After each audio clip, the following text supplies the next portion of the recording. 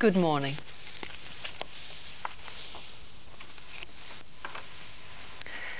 Some of you may know me better than others, so let me just briefly introduce myself.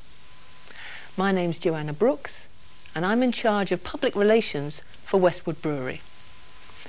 As you may know, this is a relatively new post, and its creation reflects the board's concern over our position and image in the market.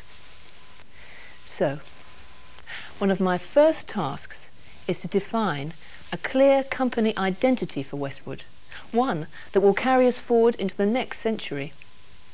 For this reason, I've asked you all to join me here today to hear your views on a way forward for Westwood. Some of you have been with the brewery for many years, others not at all. So before we start, I'd like to outline three main aspects which I see contributing significantly to the brewery's identity.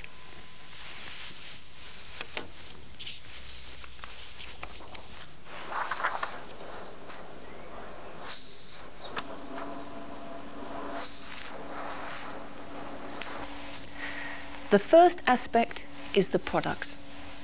The second, our markets and distribution in particular. And the third key element is our people. So, let's just spend the next few minutes reviewing these three elements. And please interrupt me if you have any questions or points you'd like to raise as we go along. So, the products. Arguably the most important element in our corporate identity is our product range.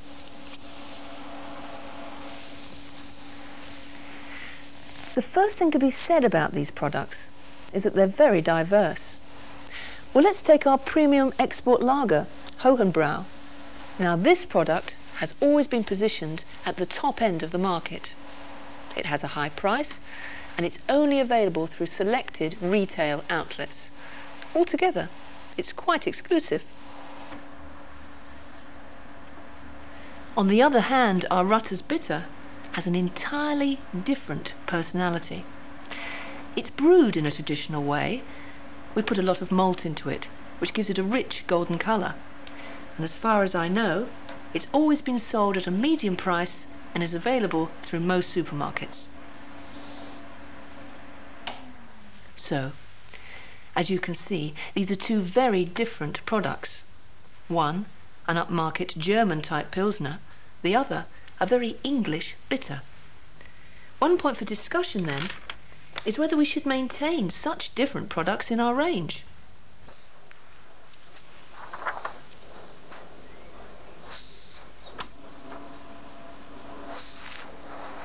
Let's move on to marketing. And I only want to raise one issue. It's connected with the products, really.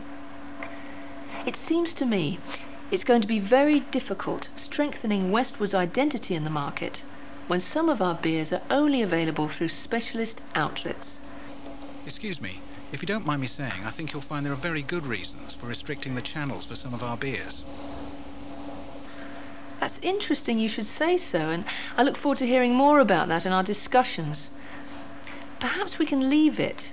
There are probably very good product reasons why, but that these may conflict with the promotion of the total company image. Would you agree? That's certainly true. So, that covers two of the elements which I think we need to discuss. The third element is the people. And primarily here, I mean the brewery workers and the management. One of the things that shocked me when I first joined Westwood was this organisation chart. It's like something from the last century.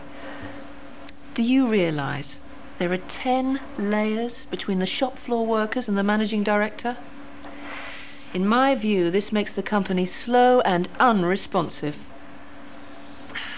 I know there are many good things about Westwood, but our image is much the same as it was in, say, the times of Queen Victoria. A very traditional, paternalistic employer. Well, The very least we need to do is discuss whether this image is appropriate for the late 20th century, let alone the 21st.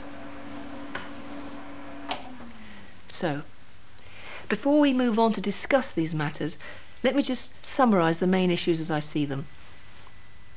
Firstly, on the product side, there's the question of diversity of product range. Secondly, on the marketing front, we need to review our distribution network. And thirdly, on the personnel side, we need to look at the sort of employer we are and want to become. So, I suggest we look at things in that order: product, distribution, and people. Hopefully this will help us to agree on a clear way forward. Right. Before we start, are there any questions you'd like to ask?